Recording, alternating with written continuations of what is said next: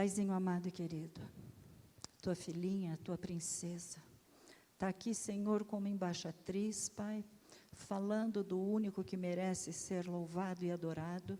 E nós queremos aprender, Pai, o que o Senhor quer nos trazer, aquilo que o Senhor quer nos ensinar através desse vaso.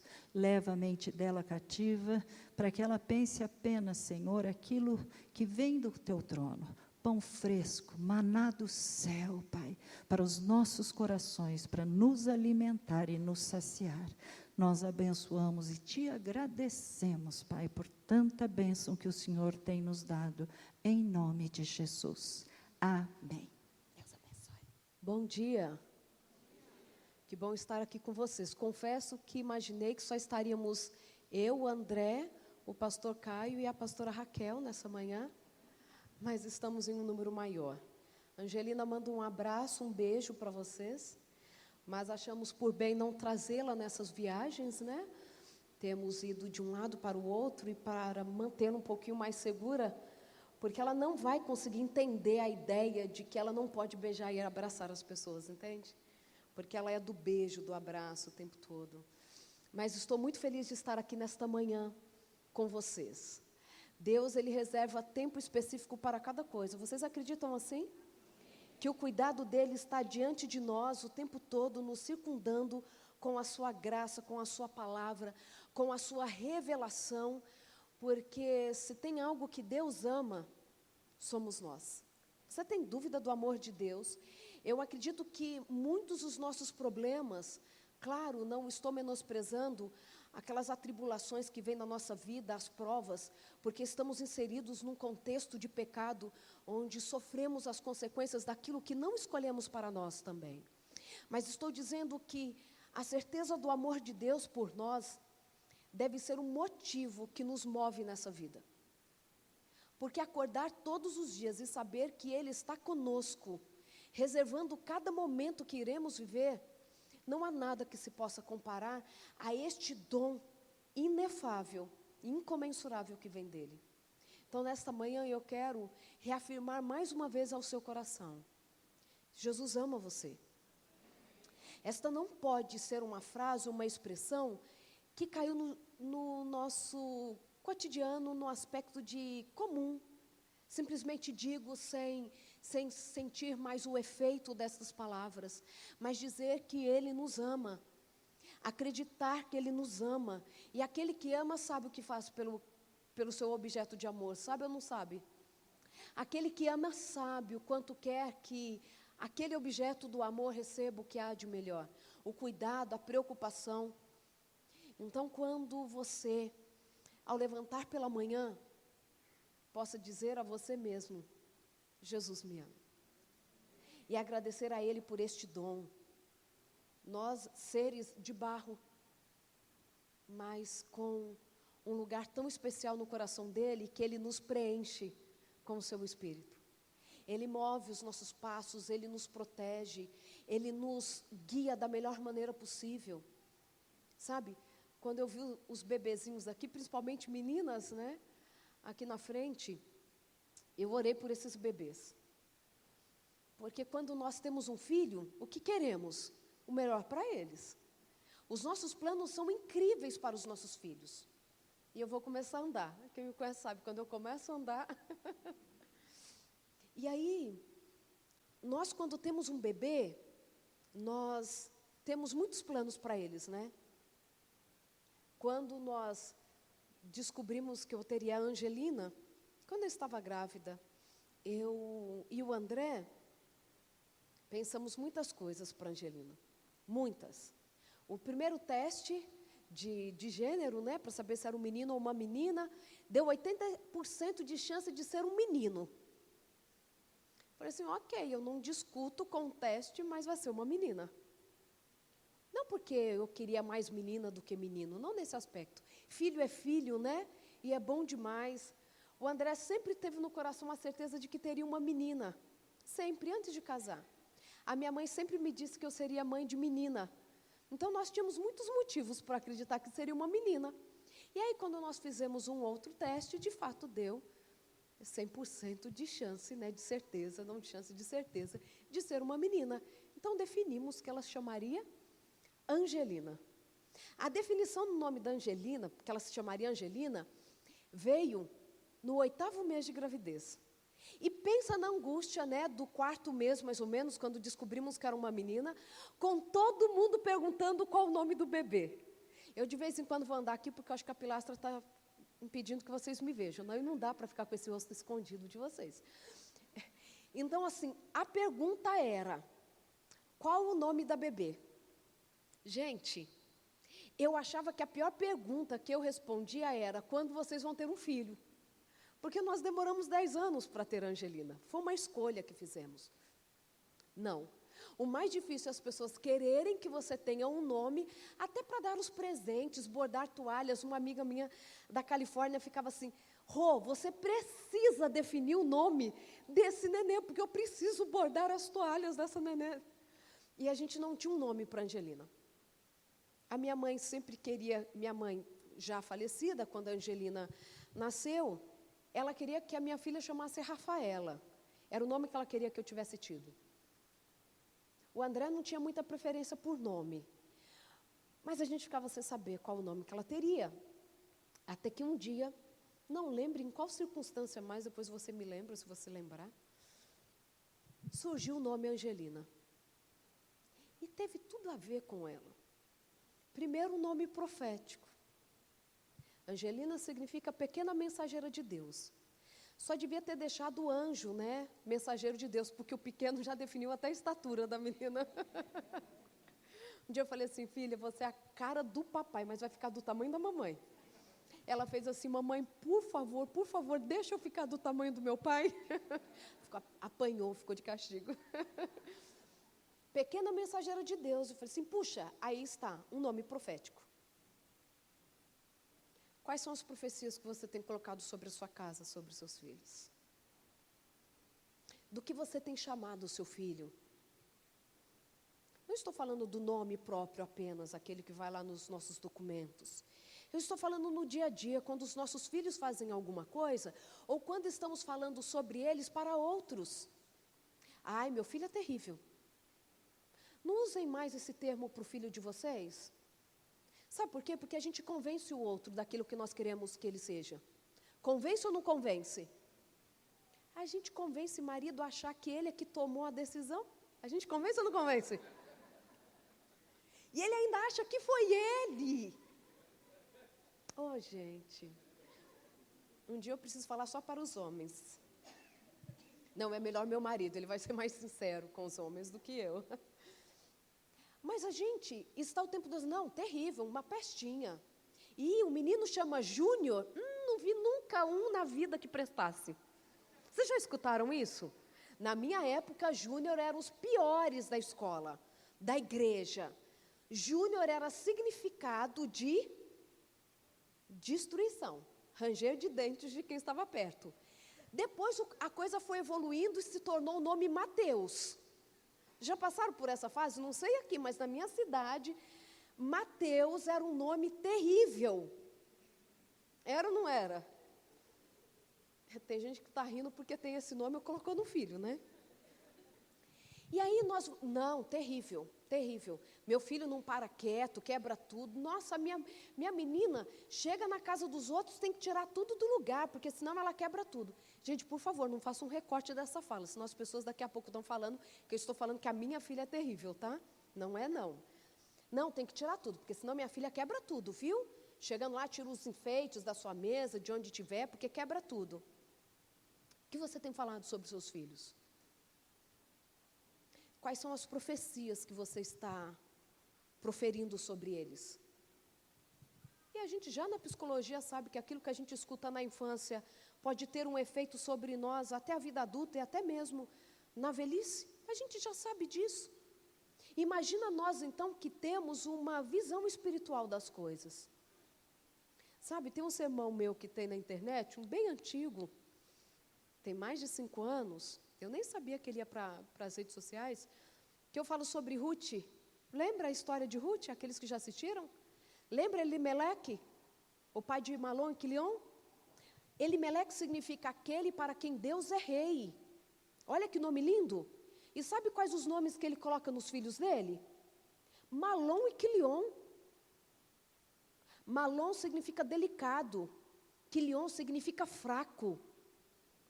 Os dois morreram sem deixar descendentes. Jesus nos chama para dedicarmos a nossa família a Ele. Ontem, antes de ontem, acho que foi antes de ontem, eu postei nas redes sociais um trechinho de um livro, um trechinho que a minha mãe escreveu no livro, um dos livros que ela lia. A minha mãe, ela estudou até a 4ª série do ensino fundamental, seria a 3ª série hoje, não, 4ª série mesmo, do ensino fundamental, na época primário, né? Ela não teve muito acesso à educação formal, a uma formação acadêmica regular, mas era uma mulher muito sábia. Ela aceitou a Jesus ainda muito jovem, com 20 anos de idade, já grávida de mim, 3ª filha, e ela descobriu então que era responsabilidade dela educar os filhos dela para o reino de Deus. Ela levou isso tão a sério, que todos os livros que tinham de educação cristã, a minha mãe comprava, todos. Pensa isso lá na década de 70, 80, livro era muito caro, né? Minha mãe era doméstica, meu pai pedreiro. E a quantidade de livros que a minha mãe tinha, de educação, de alimentação, de vestuário, era incrível. E nós temos esses livros da minha mãe até hoje. E é tão interessante que no final de cada capítulo que ela lia sobre educação de filhos, ela escrevia uma oração, no final de cada capítulo. E nesta semana, a minha irmã caçula tirou a foto de mais um capítulo e mandou para nós. E aí, é tão lindo que Jesus está falando no capítulo sobre educação de filhos. E aí a minha mãe fez uma oração no final. Tem misericórdia de mim. Me dirige na educação dos meus filhos. Senhor, este lar que o Senhor me deu aqui, eu quero na nova terra. Sem faltar nenhum membro. Manuel, meu pai, Regina, Regiane, Rosana, Rosângela, meu pequeno Renato, meu irmãozinho que faleceu ainda bebê, e o David. Sabe, pai, eu sonho estar na nova terra, na minha casa, e de repente, o Senhor chega para nos visitar. Que maravilha! Pai, fica aqui no nosso lar e guia-nos para o novo lar. Ao ler essa oração da minha mãe, na quinta-feira, dentre tantas outras, tantas outras, eu reafirmei o meu compromisso com Deus e com a minha mãe. Falei assim, mãe, no que depender de mim, isso vai acontecer. Minha mãe escreveu isso no início da década de 80, em 82, 83. Esse foi em 83, que o meu irmão já havia nascido. A anterior tinha sido de 82, que eu coloquei nas redes sociais. A minha mãe não sabia que depois de quantos anos, quase 40 anos depois, os seus filhos estariam reunidos por um celular que na época ela nem sabia que um dia existiria. Reunidos os 5, reafirmando o compromisso. Quase 40 anos depois. Em outras orações, ela escreve assim, Senhor, como eu vou conseguir colocar em prática tudo isso que eu estou aprendendo com o Senhor? Eu sou uma menina, ela se colocava assim, ela de fato, com 25 anos já tinha tido 6 filhos. E ela assim, eu não consigo. É somente pela tua misericórdia que eu vou conseguir ensinar sobre o Senhor para os meus filhos. Por favor, não saia de perto de mim. Eu vou falar algo que você espiritualmente vai entender. Em nenhum dos livros da minha mãe, mesmo aqueles que não eram diretamente relacionados com a nossa fé, né, com a crença em Deus, em nenhuma carta que eu recebi da minha mãe, em nenhum bilhetinho dela que recebi, existia um pedido assim: que a minha filha seja próspera financeiramente, que ela seja um destaque na carreira dela, que ela brilhe para o mundo. Em tudo da minha mãe que olhamos até agora, não existe nenhum pedido nesse sentido. Nenhum. Sem dúvida nenhuma que ela cuidava da nossa educação. Mesmo não tendo acesso à educação formal, ela alfabetizou todos os filhos dentro de casa. Ela me alfabetizou, com 5 anos eu já sabia ler e escrever. Olha só, até eu consegui antes do tempo. E aí, ela cuidava, assim, da nossa educação. Foi ela quem me incentivou a fazer psicologia. Mas sabe por que ela me incentivou a fazer psicologia? Contei isso recentemente em algum lugar. Eu estava preenchendo os papéis para o vestibular. Na minha época, a gente ainda preenchia, né? O formulário na mão e ia entregar no posto de inscrição. Esses meninos não sabem do que eles estão reclamando, né? Não é? A gente preenchia na mão e tinha lá o dia. Se coincidisse com o dia de entregar em outro posto, era um desespero. Não tinha Enem para salvar a gente, né? Não tinha. Enem ajuda a gente muito, viu? Vocês, né? Eu não tive esse privilégio. E aí, eu estava preenchendo os formulários para prestar a Universidade Estadual Paulista. Eu só ia prestar 3 vestibulares. A grana era muito curta em casa. Os vestibulares eram muito caros, né? Não sei como é hoje. Mas aí, pensa isso há mais de 20 anos atrás, né? Quantos meninos e meninas aqui nem sabem do que eu estou falando, porque nem eram nascidos. E aí eu estava preenchendo da Unesp. Eu sempre fui muito pragmática para as coisas, muito preto no branco, sabe? Achava que eu ia para economia, no máximo um direito, assim, da argumentação. Aí eu estava preenchendo e falei assim: mãe, que curso a mãe acha que eu devo prestar na Unesp? Brincando mesmo com ela, porque eu já sabia o que eu queria. Ela falou assim: psicologia. Sem pensar, assim, ó, na lata, psicologia. E eu falei assim: a senhora só pode estar brincando, psicologia não tem nada a ver comigo, mãe. Eu não tenho paciência para ficar numa sala escutando as pessoas falarem de problemas que são óbvios e que é fácil de resolver. Minha cabeça, prática. O problema é com a mãe, vai lá, conversa com ela e resolve. Não precisa pagar para ninguém te ajudar nesse processo. Então, sim, senta, conversa. Se preciso, bate, não bater, não. Mas aí vai lá, resolve. E aí eu falei assim: mas por que a mãe acha? Por que a senhora acha que tem que ser psicologia? E aí, mais uma vez, eu entendi a mente espiritual da minha mãe. Ela disse assim: filha, e ela não estava falando da nossa igreja em especial, tá? Ela estava falando do povo cristão em geral. E ela me disse assim: filha, a igreja, os líderes religiosos estão aprendendo muito sobre Deus, nada sobre o ser humano e tentando unir os dois. As pessoas precisam saber que nem tudo é falta de oração. As pessoas precisam saber que a gente fica triste mesmo amando a Deus. E que existem traumas que nós precisamos de profissionais que andem no caminho de Deus para que possam ajudar a curar almas. Precisamos de médicos da alma. Precisamos de médicos da alma que tenham sido guiados, educados nas fileiras de Cristo.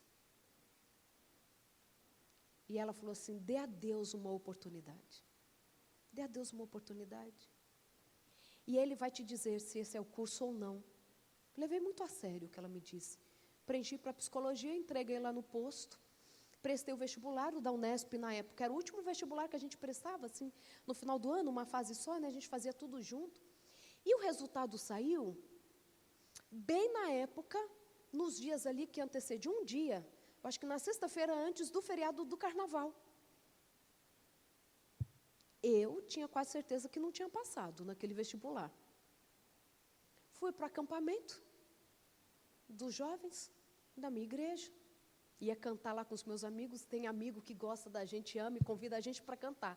Não é o seu caso, porque você tem dom, né? Aí eu vim escutando, ai, que voz linda. Eu falei assim: gente, Coisa linda, Deus abençoe, viu? Todos vocês. E aí, eu fui para cantar com os meus amigos nesse acampamento. Quando eu estou lá, saí do acampamento, acabou o acampamento, quando estou voltando, chego em casa, a minha mãe fala assim, filha, não dá para acreditar, né? Eu falei assim, o que foi, mãe? Você passou na Unesp. O seu nome saiu no jornal, porque era no jornal que a gente sabia o resultado. Vocês estão entendendo isso? Por isso que o menino cai tão bem. O seu nome saiu no jornal. A minha amiga viu o seu nome no jornal de circulação nacional. Ela foi lá procurar o seu nome e achou o seu nome. Eu falei assim, na lista de espera? Não, filha, não foi na lista de espera. Você passou na Unesp. Fui fazer a minha matrícula na data. Estou lá fazendo a matrícula, a secretária que pegou minha documentação, tudo, falou assim, nossa, parabéns.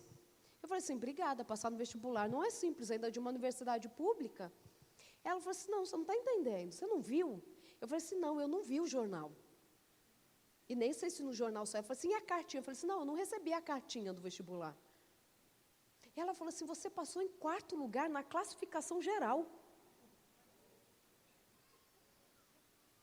Ali eu não tive dúvidas de que o projeto da minha mãe, revelado por Deus, estava começando a cumprir.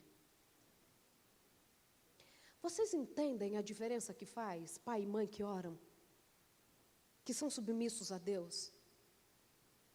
Eu fui para aquele curso na certeza de que era o plano de Deus para a igreja dele. Nessa certeza, e por isso que eu fiz o melhor curso que eu podia fazer na minha vida, porque era para ele. Era a revelação de um Deus, feita por meio de uma mãe, que orava pelos seus filhos. Terminei o meu curso com a minha média, era acima de 9. Todas as disciplinas de um curso muito difícil, integral. Sabe por quê? Porque tinha uma mãe orando em casa. Quando eu passo então no vestibular, quem é mais antigo de igreja está entendendo o que eu estou falando, do preconceito com psicologia, com tudo. Entende ou não entende? Mas em nome de Jesus, a gente está no ano 2020. Você que acredita em Deus, precisa acreditar que Ele tem uma estratégia para cada dor humana. Existe o cirurgião, existe o dentista, existe o cardiologista e existe o psicólogo e o psiquiatra. Por que Deus deixaria outros profissionais para cuidar da nossa saúde e aquilo que cuida da nossa mente Ele ia negligenciar? Pensa comigo. Ele não quer que nós tenhamos saúde, vida em abundância, que passa pela nossa condição física, mental e espiritual, porque Ele deixaria pastores e médicos e não nos deixaria aqueles que cuidassem do que está aqui ou na nossa cabeça, das nossas emoções? É ou não é? E aí então, quando eu passo no vestibular, foi um líder religioso na nossa casa e disse assim, estou sabendo que a Rosana vai fazer psicologia. Minha mãe toda feliz, vai, ela passou no vestibular, não precisa pagar a faculdade. Nem tinha esse tanto de faculdade que a gente tem hoje, né? E aí, ele falou assim, não deixa não. Ela é uma menina tão boazinha, da igreja, de Jesus, participa de tudo, ela vai para o curso, ela vai se perder numa faculdade pública, num campus predominantemente de humanas, fazendo um curso de psicologia. Essa menina não volta mais para casa. Não volta. E ele estava preocupado mesmo, sabe? Ele não foi lá. Minha mãe disse assim, não, ela vai. Porque é algo que Deus quer para a vida dela. E ela falou assim, e quando ela estiver pronta, sem desviar dos caminhos de Deus, ela vai ajudar os pastores naquilo que eles não conseguem resolver por não serem da formação deles. Escutar o voto de confiança da minha mãe, todas as vezes que eu recebia alguma proposta indecente na faculdade, era a imagem do rosto dela que vinha para mim. Eu era incapaz de trair tanto amor e tanta confiança. Sabe? Em todos os tempos, nós como pais seremos testados, forjados, e também será dada a nós a oportunidade de conduzirmos a nossa casa para o reino de Deus. Em todo tempo, a família foi e será provada. Os nossos valores estarão o tempo todo à prova. Os nossos princípios o tempo todo sendo questionados pelos outros. Por que seu filho não faz? Filho de todo mundo faz. Não, deixa o menino fazer. Os amigos deles todos ficam jogando videogame até meia-noite, 1h da manhã. Faz mal não. Gente, seu filho não tem que estar vindo na igreja de domingo pela manhã. Tem um curso maravilhoso que ele devia estar fazendo. Perdendo a oportunidade de estudar mais para o vestibular, vir na reunião dos jovens à noite. Não, é tempo dele pensar em outras coisas. Na igreja não tem menino suficiente para a quantidade de meninas. Gente, foi a apresentação que me disse isso hoje. Né? Não tem mais não. Importante é ser um menino bonzinho.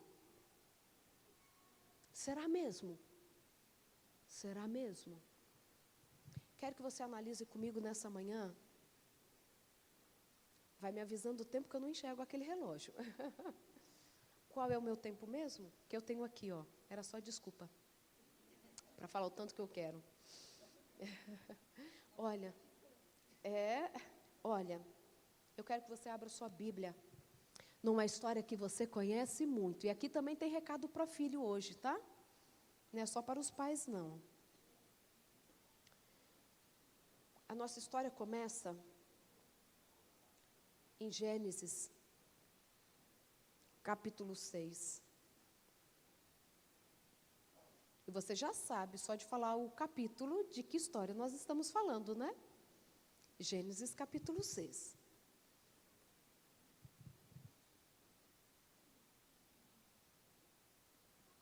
Versículo 1, só para contextualizar mais uma vez. Todos abriram? Gênesis, capítulo 6. Você pode orar comigo mais uma vez? Pai querido, a Tua palavra está aberta. Queremos sentir a Tua presença, continuando conosco nesta manhã. Que ao estudarmos a Tua palavra, que possamos viver o que ela promete, o saciar a nossa alma com o alimento que vem do céu. A paz que excede todo entendimento, a admoestação que muitas vezes é necessária, mas principalmente a certeza de que o Senhor tem planejado o melhor para as nossas vidas. Obrigada por tudo, em nome de Jesus. Amém. Gênesis capítulo 6, a partir do versículo 1, diz que aconteceu que, como os homens começaram a multiplicar-se sobre a face da terra e lhe nasceram filhas, viram os filhos de Deus que as filhas dos homens eram formosas e tomaram para si mulheres de todas as que escolheram. Então disse o Senhor: não contenderá o meu espírito para sempre com o homem, porque ele também é carne, porém os seus dias serão 120 anos. Aí nós podemos ir já para o versículo 8, versículo 7. E disse o Senhor: destruirei o homem que criei de sobre a face da terra, desde o homem até o animal, até ao réptil e até a ave dos céus, porque me arrependo de os haver feito. Que forte, né? Versículo 8. Noé, porém, achou graça aos olhos do Senhor. Ninguém prestava, essa era a história. Ninguém prestava.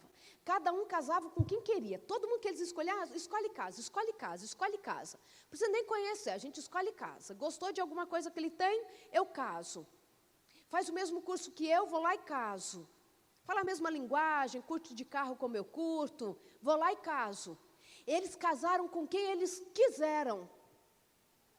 Aí Deus viu assim, olha, chega, não dá mais.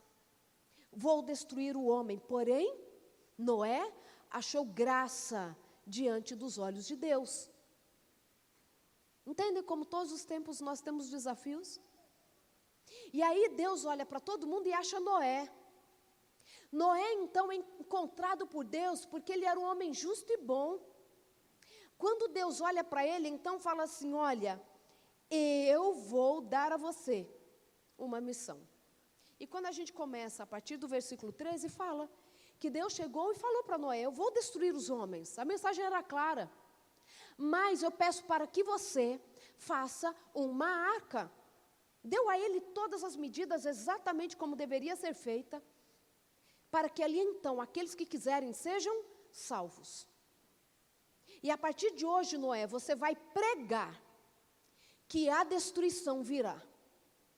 A destruição virá.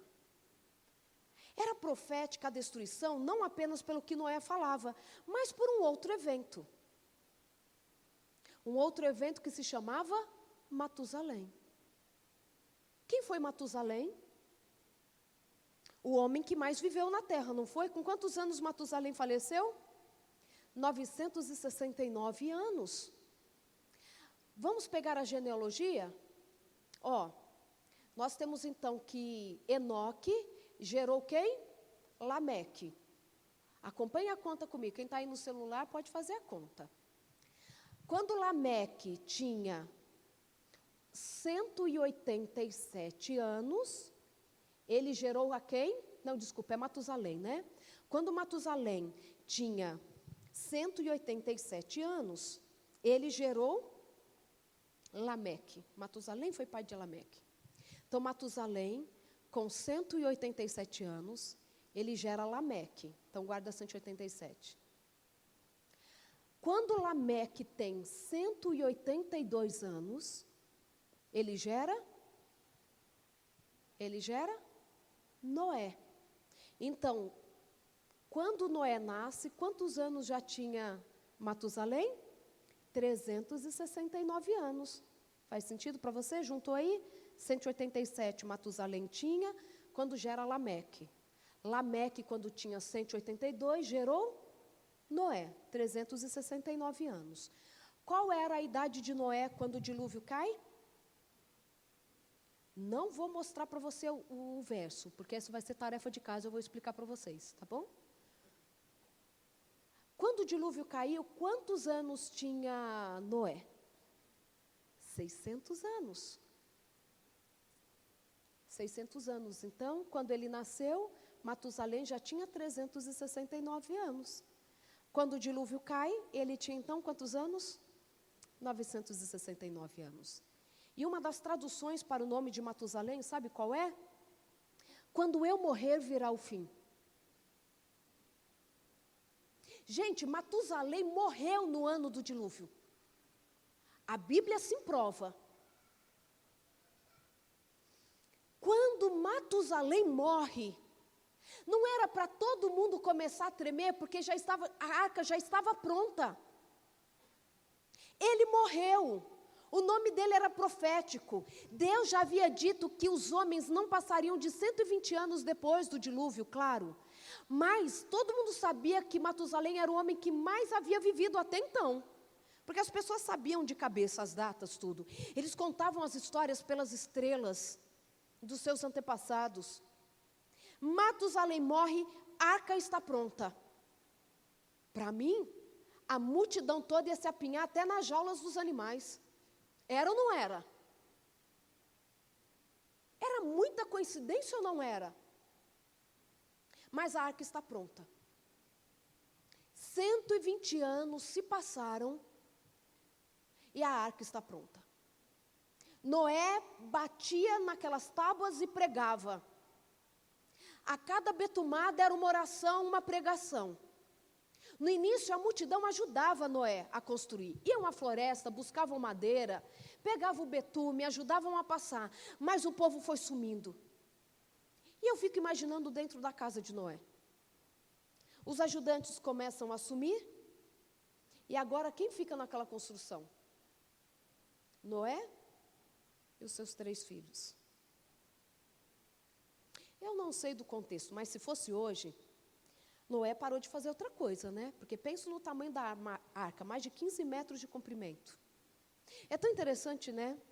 Uma universidade da Inglaterra, os alunos foram ver se, pelas medidas da arca de Noé, se ela era de fato navegável ou flutuável, porque não precisava navegar, né? Era só flutuar.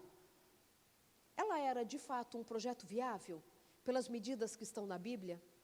E sabe qual foi a descoberta que eles fizeram? Que todos os barcos hoje de grande porte, os cruzeiros, todos sem imaginar. Não é assim, foram lá, olharam da de Noé e fizeram igual. Sem imaginar, todos seguem a proporção da arca. As proporções de comprimento, largura e altura, todos. Porque é assim que ele se torna possível um projeto desse flutuar na água. Amém, irmãos? Pensa se Noé não tivesse seguido exatamente como Deus havia mandado. Não, eu acho que eu vou colocar um metro a mais aqui, porque sobrou a madeira. Então, eu vou colocar aqui. O que vai ser meio centímetro, um pouquinho mais alto só? Em vez de eu passar betume, que tal passar mel? Olha quando a gente vai para o verso 22 aí do capítulo 6. E assim fez Noé, conforme a tudo que Deus lhe mandou, assim o fez. Ele seguiu exatamente o que Deus havia mandado. E depois disso, começa o capítulo 7. Disse o Senhor a Noé: entra tu e toda a tua casa na arca, porque tenho visto que és justo diante de mim nesta geração. E aí ele manda os animais entrarem. Fico imaginando a cena sobrenatural. Os animais vindo das florestas e entrando na arca de 2 em 2. Aves se reunindo e entrando na arca.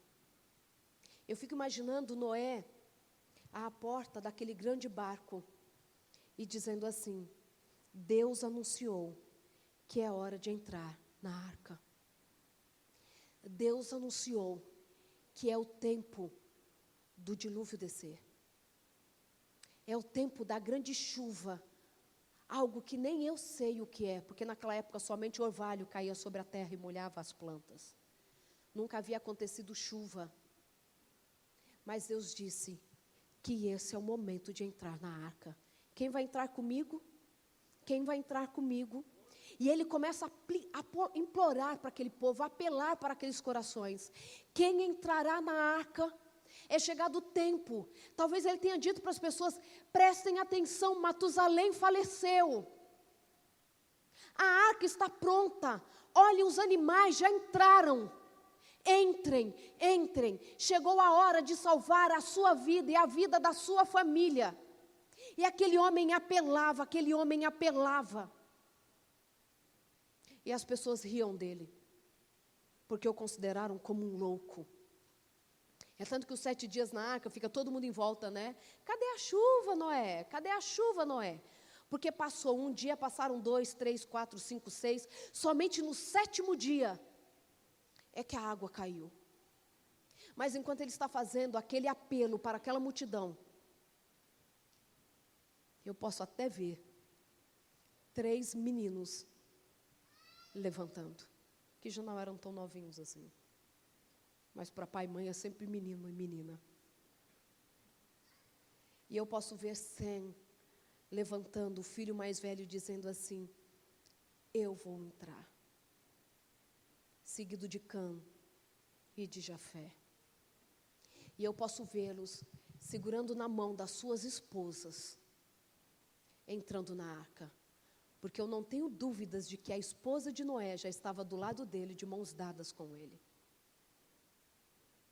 Enquanto a turba gritava, ria, ridicularizava, aquelas 8 pessoas entravam naquele barco estranho. Um anjo vem e fecha aquela porta por fora. A zombaria aumenta. E eles estavam ali dentro, firmes e fortes. Os filhos de Noé tinham 3 opções durante esses 120 anos. Desde que eles nasceram, eles podiam ter visto o pai de diferentes formas. Uma delas assim, alguém podia perguntar assim para eles na escola: o que seu pai está fazendo? Ah, eu sei não. Meu pai sai todo dia cedo para trabalhar, volta à noite já cansado, com a mão meio suja, parece que ele trabalha com alguma coisa, com serrote, alguma coisa assim, a roupa dele meio suja, e volta, chega em casa, só come e vai dormir. Eu não sei com o que meu pai está trabalhando, não. Não tenho ideia, porque ele nem conta para a gente o que ele faz. Deu para modernizar um pouco o que a gente está fazendo dentro de casa, muitas vezes? O pai é aquele que sai pela manhã trabalhar, chega à noite, o filho nem sabe sobre a vida dele. E depois o pai quer que o filho economize energia. Porque você não sabe quanto custa, mas não sabe mesmo. Ele não participa da família. Ele é um hóspede dentro daquela casa.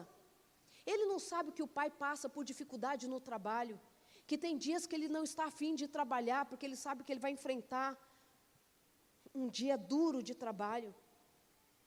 E os filhos de Noé podiam ter falado isso. Não, a gente não sabe não. Sai de manhã, chega à noite, janta e já vai dormir. Eles também poderiam ter essa opção. Meu pai é o doido varrido mesmo que vocês estão achando que ele é. Porque chamava ele de louco, né? Meu pai é meio pancado da cabeça mesmo. Fala umas coisas meio esquisitas, que Deus fala com ele. Deus deu um mapa para ele de como fazer isso, né? Uma planta de uma arca. Não, ele é meio esquisito mesmo. Levar à escola, nem mais podia, né? De tanta vergonha. Se tinha que levar, tinha que deixar na esquina, porque assim, não, já estou adolescente, eu não quero que as pessoas saibam que eu sou filho do louco Noé. Mas o que eu acredito que aconteceu naquela casa foi que o projeto da construção da arca não foi de Noé, foi da família. Porque a gente só compra projeto que faça sentido para a gente, que faça parte do nosso cotidiano. A igreja precisa ser um projeto da sua família. Não é assim, eu escolhi, eu estou vindo e vocês vêm comigo até que estejam sob a minha responsabilidade. Não é assim, não. Igreja, religião, é projeto da família. E sabe por que muitas vezes não é? Porque só acontece aqui, ó, dentro da igreja. Só acontece no horário do culto. Vem, recebe poder, canta, que é a coisa mais linda. Mas dentro do carro, a família nem lembra mais o que foi dito. Porque a conversa secular já tomou conta, ou a discussão já reinou. Quando não é assim, que sermão fraquinho hoje, né? A gente foi lá escutar a doutora Rosana. Valeu a pena ter saído de casa, não, ainda correndo risco.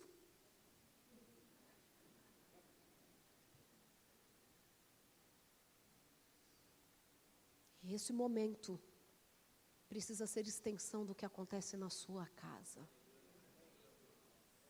Porque para a arca ficar pronta, demorou 120 anos.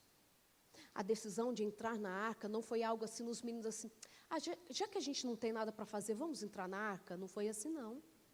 Porque eles corriam o risco de sair dali, depois de 7 dias, não acontecer nada, e eles terem que voltar para a sociedade, ridicularizados, com o pai de fato precisando ser internado, porque era o louco que falava com Deus, que construiu um negócio absurdo, que depois não passou de um projeto falido.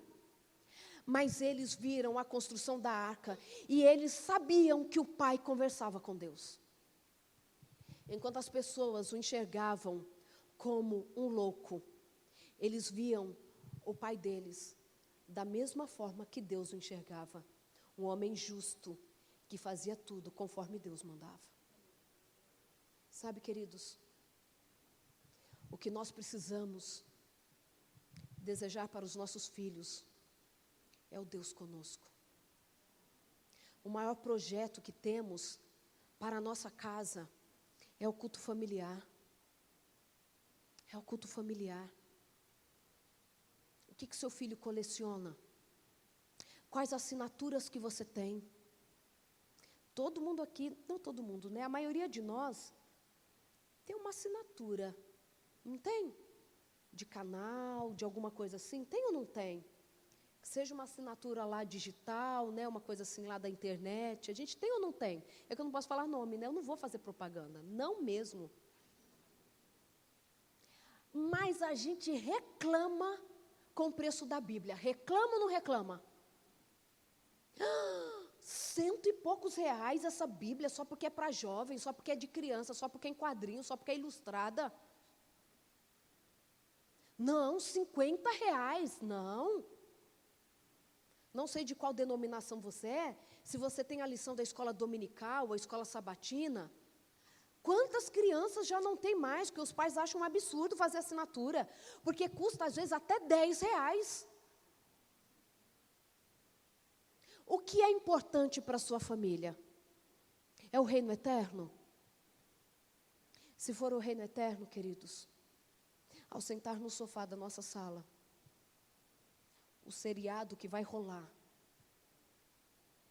vai ser uma história bíblica atrás da outra.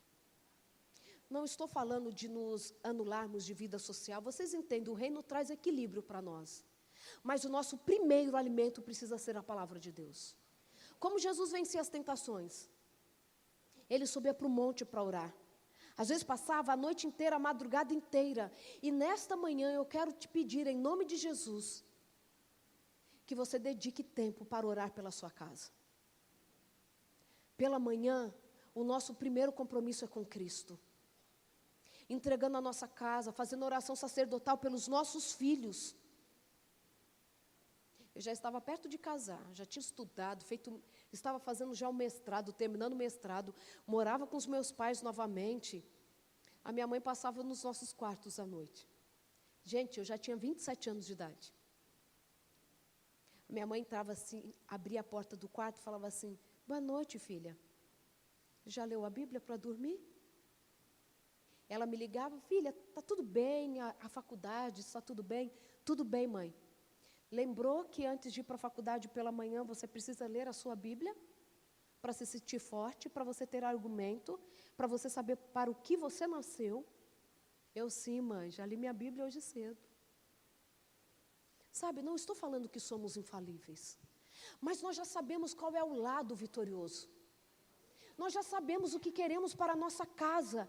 Precisamos sair da mornidão da nossa fé e levarmos a nossa casa para os pés de Jesus. Nossa casa não vai ser mantida firme a partir do nosso discurso, da teoria. Vai ser quando os nossos filhos virem que fazer a vontade de Deus está em primeiro lugar nas nossas vidas. Quando nós, se tivermos que escolher entre um ou outro, o reino de Deus venha em primeiro lugar. Qual é o seu discurso dentro de casa quando está conversando com a sua esposa? O seu filho pode pegar o seu discurso e passar pelo crivo da palavra de Deus? O verso predileto do meu marido é 1 Timóteo 5,8, que diz: aqueles que não cuidam dos seus, principalmente os da sua própria casa, têm negado a fé e é pior que o descrente. Como você tem tratado o seu marido? Eu sei que às vezes dá vontade de jogar pela janela. Lá na casa de vocês, em casa não, viu, meu marido? Né? Às vezes dá vontade. Às vezes a gente pergunta assim: por que eu casei com ela? Não é? Porque a vida é feita de desafios, sim. É por isso que a gente tem que preparar filho para casamento. Porque casamento, filho, é projeto de Deus. E por ser projeto dele, feito com as mãos dele, Satanás quer provar que é um projeto falido. Mas não é, porque a nossa casa serve ao Senhor. Os casamentos dos nossos filhos serão casamentos para a honra e glória de Deus, como foram os casamentos dos filhos de Noé. Porque eles entram com as suas esposas na arca. Vocês lembram que quando Deus decide destruir a raça humana, os filhos de Deus estavam casando com as filhas dos homens? Filhas dos homens, esse termo na Bíblia é sempre falando assim, ó, misturando com ímpio com pagão, ok? Estava todo mundo casando errado. Casando pelo seu próprio impulso. Casavam com quem queriam. Mas aqueles 3 meninos casaram sob a orientação dos seus pais. E sabe por quê? Não é porque o pai era autoritário, não. Pai autoritário também está levando as meninas e meninos para o sexo precoce. Da mesma forma que a negligência também tem feito isso. O último estudo que saiu agora da Escola Paulista de Medicina, dezembro de 2019. O autoritarismo e a negligência têm sido uma porta, pensando em relações familiares, né? Existem outras variáveis.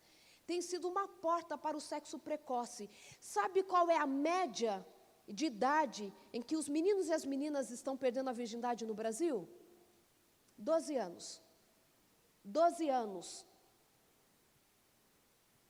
No 5º ano, tem sido a média onde meninos e meninas têm perdido a sua virgindade. E não é discurso de crente, não. A gente sabe pela literatura a consequência que isso pode ter. Tanto que esse estudo aí, ó, ninguém pode falar nada. Um estudo científico que saiu. Sexo precoce, porta aberta para o abuso de drogas. A incluir uma dependência do álcool, que chega naquele padrão que a gente fala, que pode dar até síndrome de abstinência.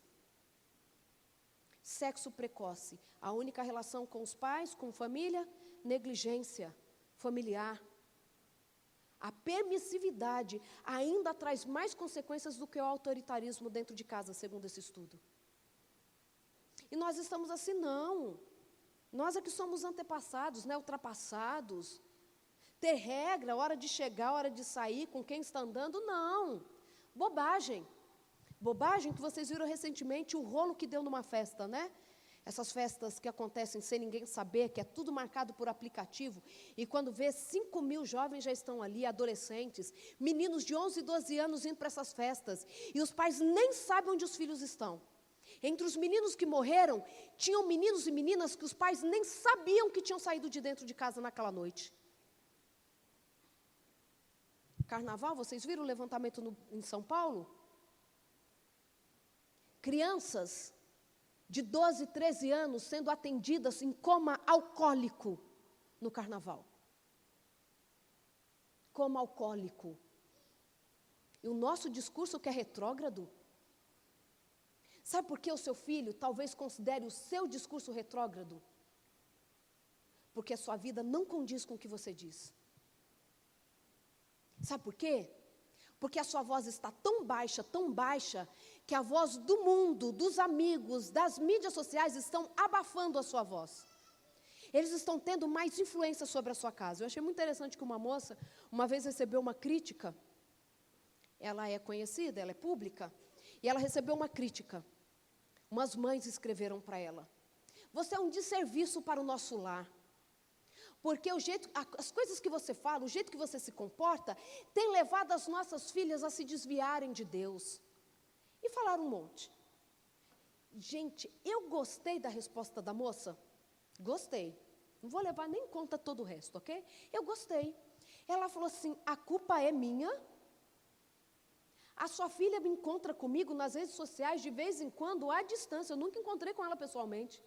Se eu estou sendo a influência de mudar tudo que a sua filha faz, tudo, é porque está faltando o seu exemplo que está dentro de casa com ela todos os dias. Nossa! Fez sentido ou não fez? Claro que, sem dúvida nenhuma, somos influenciados pelos amigos, principalmente na adolescência, precisamos de um grupo que não seja de dentro da nossa casa, mas sempre vamos voltar para checar se existe coerência, se aquilo que os nossos pais estão falando faz mais sentido do que estão escutando para tomarem uma decisão. Sabe o que eu quero te dizer nessa manhã? Que Deus é capaz de fazer todas as coisas pela nossa casa. Que o mundo pode estar envolvido em coisas que parecem que a gente já sabe que não vão levar os nossos filhos para um bom caminho. As pessoas podem estar dizendo o que for, provando por A mais B que o nosso discurso está errado. Mas fazer a vontade de Deus é o que vai manter a nossa família salva. É trazer os nossos filhos aos pés de Cristo todos os dias. É que vai fazer com que eles tenham forças para decidir o certo, quando todo mundo está empurrando para fazer o que é errado. Sabe? O que eu mais desejo para você nessa manhã é Jesus. É o Emanuel dentro da nossa casa. Sentem com seus filhos e contem as maravilhas que Ele já fez por vocês. Porque cada um de nós tem uma história com Cristo. Nós um dia encontramos Jesus, não encontramos? Nós que somos mais experientes. Contem essas histórias para os filhos de vocês. Para que eles saibam que Deus é bem pertinho. Que Deus é aquele que está ali, cuidando dos nossos pais. Que um dia, mesmo que eles hoje ainda não tenham tido uma experiência com Cristo pessoal, o dia deles vai chegar, porque todos nós temos a oportunidade de termos uma experiência com Cristo. Sempre escutamos muitas histórias dos nossos pais, sobre a forma que Deus cuidou da nossa família. Eu fui para a Unesp fazer psicologia. 3, 4 anos depois, a minha irmã caçula foi para a Unesp, Eu estava no campus de Assis, ela estudava no campus de Marília, as cidades são próximas. Então, ela morava comigo e viajava todos os dias para estudar. E numa dessas idas, ela pegou uma carona para a universidade, tinha alguém da classe dela lá na cidade, deu carona para ela, e nisso dela pegar carona, ela esqueceu de pegar o dinheiro para voltar para casa. E ela percebe isso quando? Na rodoviária. Pensa, ela não teria coragem de pedir dinheiro para ninguém, era no ano de 2000. E ela falou que ela ficou sentada na rodoviária, pensando que ela ia fazer da vida. Ela não tinha coragem de pedir dinheiro ali. Não era época de WhatsApp, nada, celular, né? Como é hoje, tão fácil, entra em contato com alguém. E ela falou que ela ficou sentada ali, uma menina, sentada, sem saber o que ela ia fazer da vida. E no que ela está sentada, ela assim, ai Senhor, por favor, dá uma solução, o que eu vou fazer para voltar para casa hoje? No que ela está ali, chega um homem diante dela e fala assim, você precisa voltar para casa, né? E ela assim, sim. Aqui está o dinheiro para a sua passagem. Aí ela olhou assim para ele e falou assim, sabe quando assim acontece, a pessoa não entende direito o que está acontecendo, é tudo tão rápido, né? Ela falou assim, ô moço, eu de fato esqueci o dinheiro. Ela falou assim, que a primeira coisa que ela pensou assim, eu devo estar com uma cara de tão desesperada, e com livros na mão tudo, numa cidade que tem tantos universitários, que ele percebeu o meu desespero, né? Aí ela falou assim, olha, se o senhor estiver por aqui amanhã, olha, eu trago o dinheiro. Ou se o senhor quiser, eu deixo no guichê. E aí o senhor vem e pega o dinheiro. Aí ele olhou assim para ela e falou assim, não, eu só vim trazer o dinheiro para você voltar para casa. Faço bem para outra pessoa que precisar. A minha irmã ligou para a gente chorando, né? Para minha mãe, para todo mundo, chegou em casa e falou assim para mim, Zana, você não sabe o que aconteceu hoje. Deus é real. Deus cuida de nós, nos pequenos detalhes. Quando a minha mãe entrou em coma, estou terminando. Quando a minha mãe entrou em coma, em 2005, a Rosângela tinha ido fazer um curso na universidade, nessa época ela já estudava em Araraquara, também na Unesp.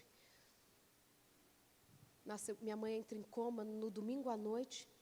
Segunda-feira, logo pela manhã, eu liguei para ela e disse assim, Rosângela, volta para casa, a nossa mãe não está bem. Ela então voltou da faculdade. Claro que ela já entendeu que alguma coisa muito grave havia acontecido. No domingo pela tarde, ela havia despedido da minha mãe de uma forma tão bonita. A minha mãe havia dito para ela assim, ela tinha descido as escadas para ir para a faculdade, como ela fazia todo final de semana. E aí, no que ela desceu, a minha mãe falou assim, filha, volta aqui.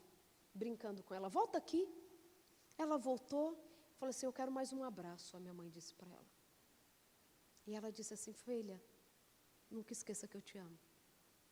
Mas principalmente, nunca esqueça que Jesus ama você. A minha irmã desce as escadas de novo. No que ela está descendo a nossa rua, a minha mãe está na varanda dando tchau para ela. A minha irmã volta correndo. Sobe as escadas de novo e diz assim, ah é? A mamãe acha que só a senhora quer abraço? Eu também quero o meu abraço. E saiba que eu te amo. Ela não sabia que aquele era o último encontro delas aqui. A minha mãe entra em coma naquela noite, 47 anos de idade. Quando ela chega na segunda-feira, então, ela chorava muito. Passamos a semana inteira naquela expectativa dela sair do coma. Ela havia tido um AVC isquêmico, faltou oxigênio no cérebro todo da minha mãe. Mas nós acreditávamos no milagre. Porque Deus pode todas as coisas ou não pode? Claro que pode. Passa aquela semana toda, minha mãe em coma. Estávamos ficando a maior parte do tempo reunidos na casa dos meus pais. E eu lembro que naquela sexta-feira à noite, estávamos ali, como todas as sextas-feiras à noite, fazendo culto em família. Já éramos casados há 2 meses, mas pelo menos na sexta-feira, nós descíamos para fazer o culto em família. Naquela sexta-feira não seria diferente, mesmo com a minha mãe no hospital. Estávamos ali na sala, cantando, orando. A Rosângela chorava muito, que é a minha irmã caçula. Ela ficou sentada no chão, enquanto cantávamos, orávamos, suplicávamos.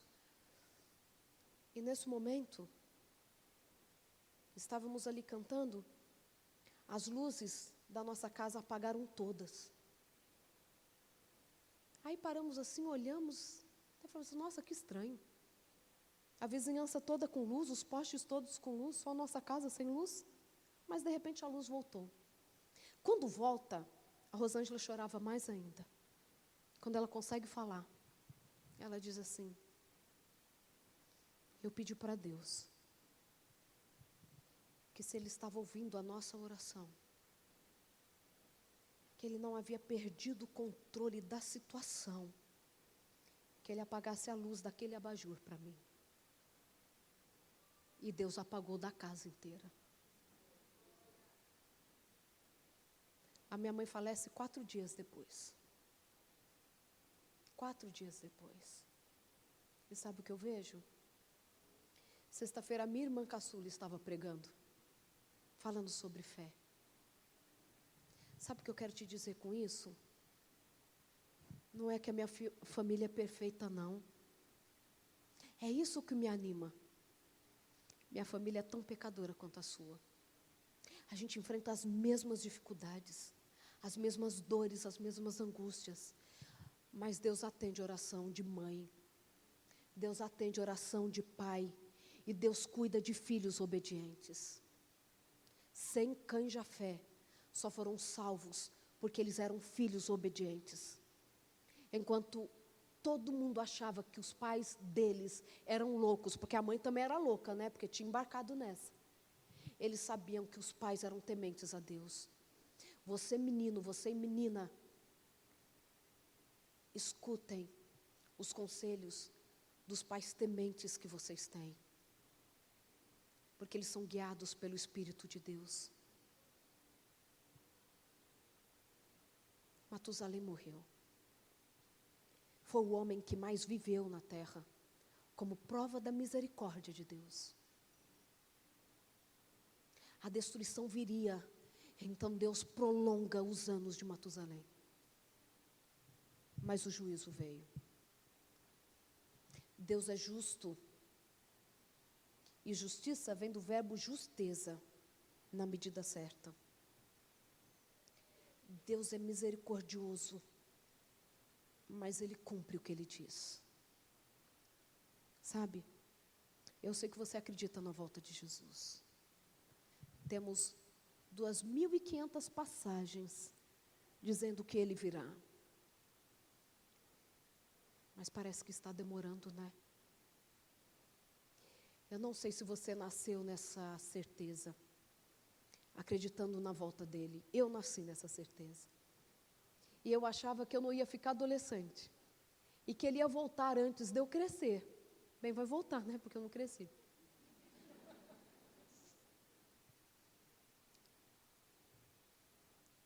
Mas parece que demora. Mas ele vem.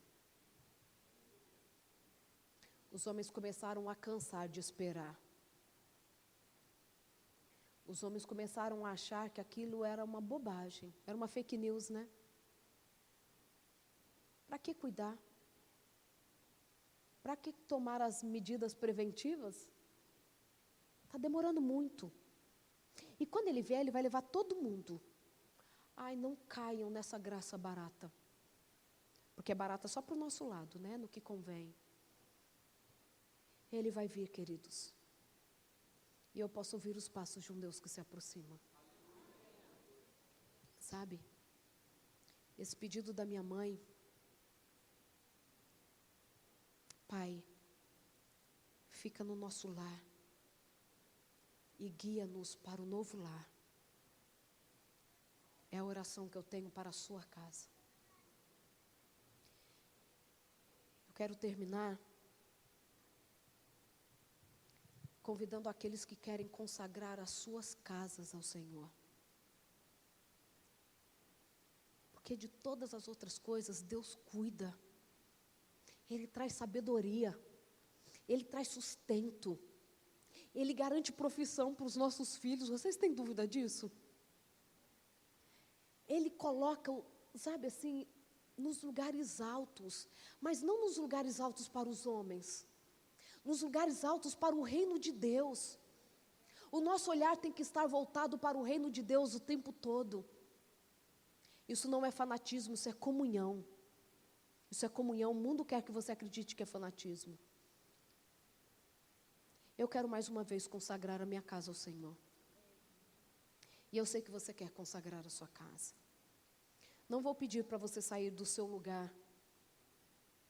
Mas eu quero, se você estiver com a sua casa, que pelo menos vocês se deem as mãos.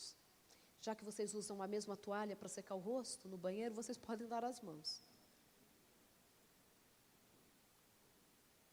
Mas eu quero que você consagre a sua casa.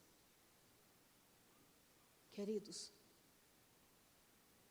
não pode faltar nenhum dos seus filhos nos céus. Seu marido não pode faltar no céu. Eu sei que às vezes é cansativo. Parece que a gente está lutando para não ver resultado, né? Mas mantenham firmes. Da mesma forma que o dilúvio veio. Mas existiu uma arca construída para aqueles que acreditavam em Deus. Ele virá. E a salvação nos alcançará. Eu não desejo para você algo que esteja fora do plano de Deus para a sua casa. Eu não desejo que o seu filho seja médico, que ele seja advogado, que ele seja político. Eu desejo que ele esteja no lugar que Deus quer usá-lo. E todas as outras coisas serão consequência na vida deles. Ensinem aos filhos de vocês a tudo que Deus colocar na mão deles, volte para Ele em forma de serviço.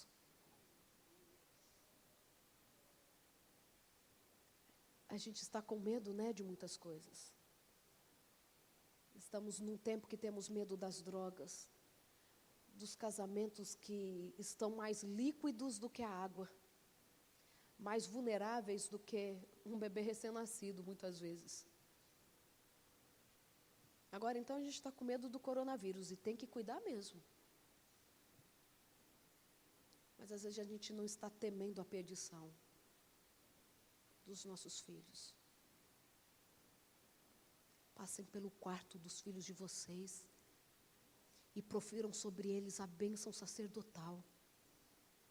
Que o Senhor te abençoe e te guarde. Que o Senhor faça resplandecer o seu rosto sobre ti. Que o Senhor tenha misericórdia de ti e te dê a paz. Que os cânticos de louvor possam ser as músicas prediletas no carro de vocês.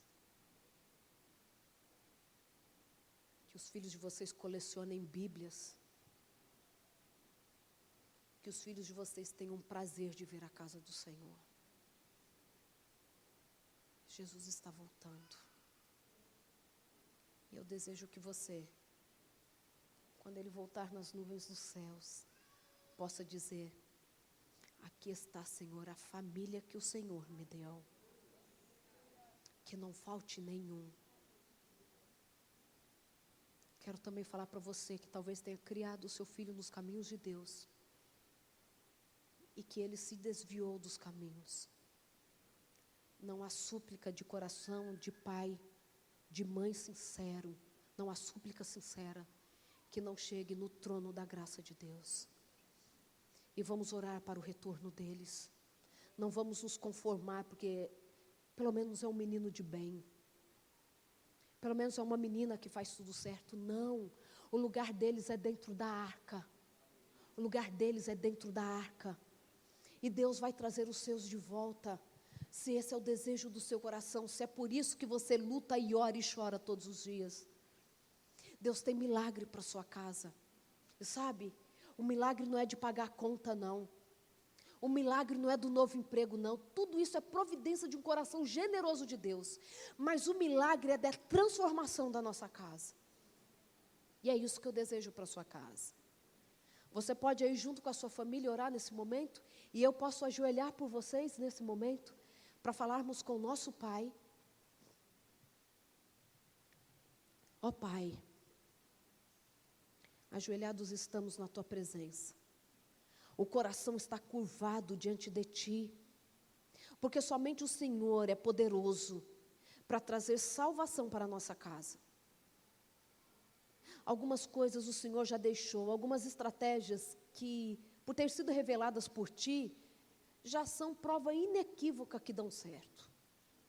Que possamos estudar a palavra, que possamos orar com a nossa casa, que possamos proferir palavras de bênçãos para os nossos filhos, e dizendo assim: filho, eu acredito em você, porque sobre você está o Espírito Santo, porque nós te dedicamos ao Senhor. Que os nossos filhos possam ver em nós a humildade e a piedade que vem do Teu trono, Pai. Nós não temos ouro nem prata, mas que possamos olhar para os nossos filhos e dizer assim: mas o que nós temos, nós damos a Ti. E em nome de Jesus, possamos profetizar um futuro ao lado de Cristo para os nossos filhos. Ó Pai, que possamos ensinar para eles que somos capazes de viver sem muita coisa desse mundo. Só não somos capazes de viver sem Ti. E nós, Senhor, adultos que estamos em volta destes meninos e meninas, que possamos ser testemunhos vivos do Teu poder. Possamos ser ajudadores das novas gerações, Pai. Que possamos apresentar um Cristo libertador, Salvador, aquele que pode todas as coisas em nosso lugar. Abençoa, dê segurança para o coração aflito de muitos pais e mães aqui, que talvez estejam vendo seus filhos irem para caminhos distantes, mas que eles não desistam de dobrar os seus joelhos para orar pelos seus. Estamos ajoelhados, Pai, curvados diante de Ti, porque nós não conseguimos fazer por nós mesmos, porque esta obra é sobrenatural, mas estamos à Tua disposição, colocamos a nossa casa à Tua disposição, para atuares da forma que quiseres, na intensidade que quiseres, para tirar aquilo que não vem de Ti, e está atrapalhando a comunhão da nossa família. Por favor, Senhor, que nos curvemos diante de Ti, para que vivamos o Teu propósito. Que todos estes bebês que estão aqui, todas estas crianças, possam crescer para a honra e glória do Teu reino. É o que pedimos e agradecemos, não porque em nós haja algum mérito, mas porque Jesus morreu na cruz, dando-nos livre acesso ao trono de graça, é que pedimos e agradecemos. Amém. Amém. Que Deus te abençoe e te guarde, que Ele faça resplandecer o seu rosto, que Ele te leve em paz, em segurança, na certeza de que Ele cuida de nós. Amém. Aleluia. Aleluia. E ela nem sabia, né, o que estava sendo dado na aula da escola dominical hoje. Nós estamos estudando os 10 mandamentos, e hoje o ensino foi sobre honra o teu pai e a tua mãe. Eu acho lindo quando Deus faz esses encaixes, essa harmonia. Tremendo. Glória a Deus. Vamos ficar em pé.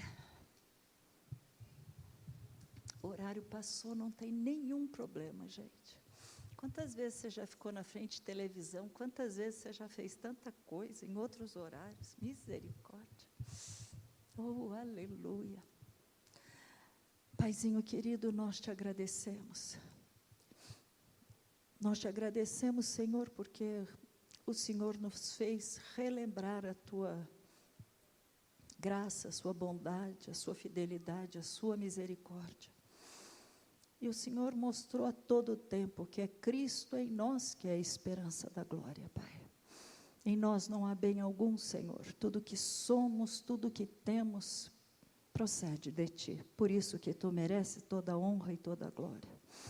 Mas, Senhor, que quando nós sairmos daqui, quando nós passarmos aquelas portas, que cada um lembre que o Senhor tem um plano, um projeto, um propósito para cada um de nós. A nossa parte é dizer: eis-me aqui, Senhor, usa-me para louvor da Tua glória. Essa é a nossa parte. O resto, Paizinho, o Senhor é craque, sabe fazer o melhor. Que a graça do Senhor Jesus, que o amor do nosso Deus e Pai, que as eternas consolações do Espírito Santo, a comunhão com este Espírito Santo, que habita em nós, que anda conosco, que nos dirige, que nos guarda, que nos mostra o caminho que nós devemos seguir, esteja com cada um de nós, hoje e para sempre. Vão na paz. Deus os abençoe.